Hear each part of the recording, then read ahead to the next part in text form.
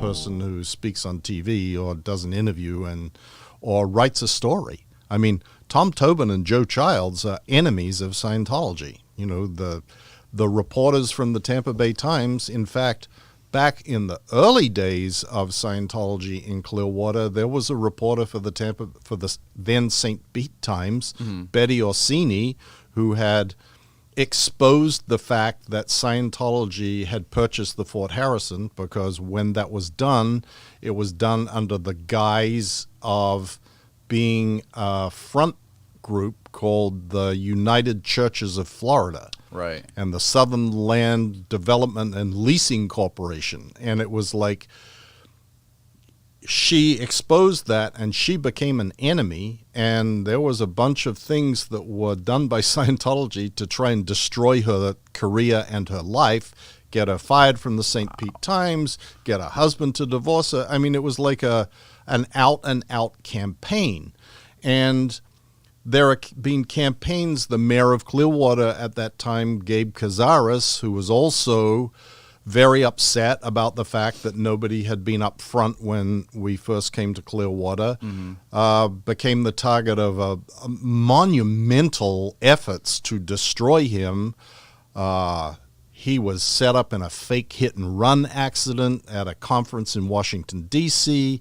They planted documents in files saying that he was bigamously married to a woman in Mexico. They got students, quote, students who were young women to claim that he was having affairs with them. And this was all documented after the FBI raided Scientology in 1977 in Washington, D.C. and Los Angeles, and discovered all the documents that laid out these plans to destroy people. Wow. And so it's not just, you know, anybody who is considered to be a nuisance to Scientology. They don't just sort of lie down and take it. They go out and actively work to destroy that person and shut them down. And in fact, that was my job as the head of the Office of Special Affairs. My responsibility and what I was judged on in that job was the number of dismissed attackers. That was what you counted, the number of dismissed attackers. And a dismissed attacker is another euphemistic term for someone that's been shut the fuck up. Okay. Whether by intimidation, whether by threats, whether by legal action of suing, whether by getting a settlement, whatever it was, if that person was no longer now speaking about what they considered to be the abuses or problems in Scientology, that counted as a They've plus. been neutralized. Yeah. Right. So you were the head of this specific operation of neutralizing people that were outside of Scientology, trying to discredit Scientology. Correct. So going back, when you first came back to Clearwater on Apollo, the boat, when you first started working in the Fort Harrison flag building, what were you doing there? At the time, I was the telex operator.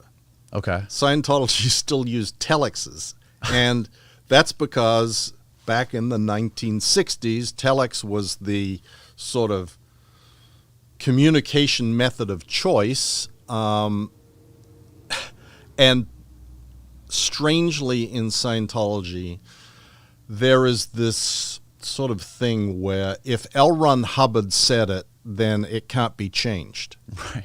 So Scientology continues to use telexes to this day, even though they may not use telex machines per se anymore, you know, the clackety, clackety, clack, and they transmit over, you know, fiber optics with a computer terminal.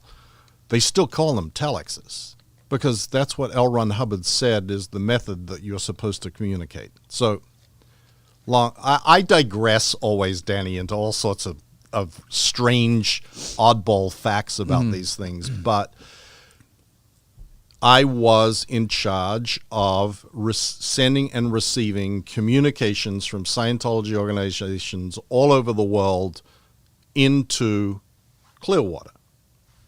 Okay. That's what I did. And how old were you again? By that time, I was 22. 22. And at that point, you were already working with David Miscavige, who's the leader now? Like, you guys were... No, David Miscavige hadn't even come into the Sea Org by then. Oh, really? No. At what point did you finally meet him?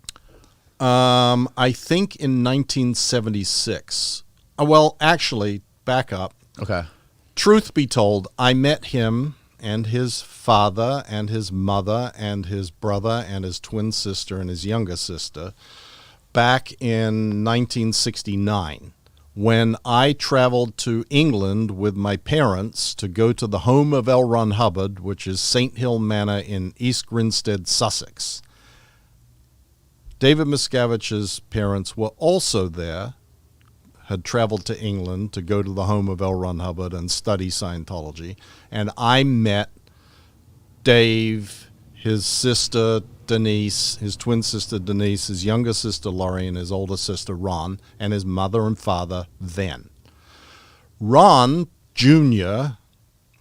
joined the Sea Organization like a year before Dave did. And I was friends with Ron Jr. in the Sea Org. And then Dave came, and I think it was 1976, and he came to Clearwater. He was 16. He had not finished high school, and he came to Clearwater to join the Sea Org and then ultimately to go work with L. Ron Hubbard, who had by this time moved to California. Okay. Now, what was he doing? Like, what was his day-to-day job? Well, there's many, but when he got pretty quickly, he went to California, and he was an assistant cameraman. L. Ron Hubbard at that time fancied himself as a movie director and producer, and was doing movies to promote Scientology and to train what's called auditors in Scientology, which is Scientology counselors. Right. Okay. And he had set up this sort of makeshift movie studio on a property near La Quinta in California, which is just outside of Palm Springs. Mm-hmm. And David Miscavige was brought there, and he was the assistant cameraman on those shoots. And there was pictures of Miscavige standing there with L. Ron Hubbard. Really? With a old style, I guess it's a 35, it's probably not even a 35 millimeter camera, whatever, with an old style movie film camera. Film camera. Yeah. And then from there, Miscavige graduated to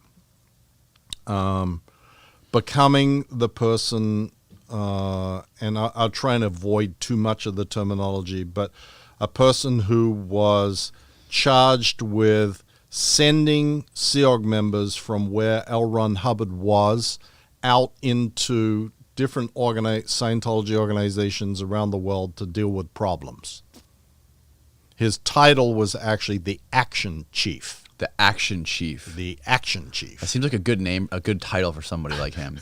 I mean, watching those videos of him walking into those big giant seminars where he like literally marches out to that podium. Yeah. He's like Vince McMahon. Exactly. Just his body language is just like Vince McMahon. Exactly. Vince McMahon or Tony Robbins. Or Tony Robbins. Yeah. That he has that sort of swagger, and he has a very a very interesting sort of public persona that he generates, and he's all, hail fellow, well met, shaking hands. Right. And Yeah. The real David Miscavige is a total sociopath. He is a very he has all the traits of a sociopath. I read a fascinating book when I first left that was recommended to me by someone called The Sociopath Next Door, written by a Harvard professor called Martha Stout. And I read that book and I went, oh my God, this is exactly she wrote this book about David Miscavige. My God, it's exactly him. And only then did I come to realize that this is a personality disorder. It's not limited to Miscavige. It's not something that is unknown in the world outside. Right. But that sort of struck me because I believe that he was the only person on planet Earth that could be as nuts as he is. Right. To me, nobody else could be quite like that. Nobody else could sink into the levels of depravity that he sank to.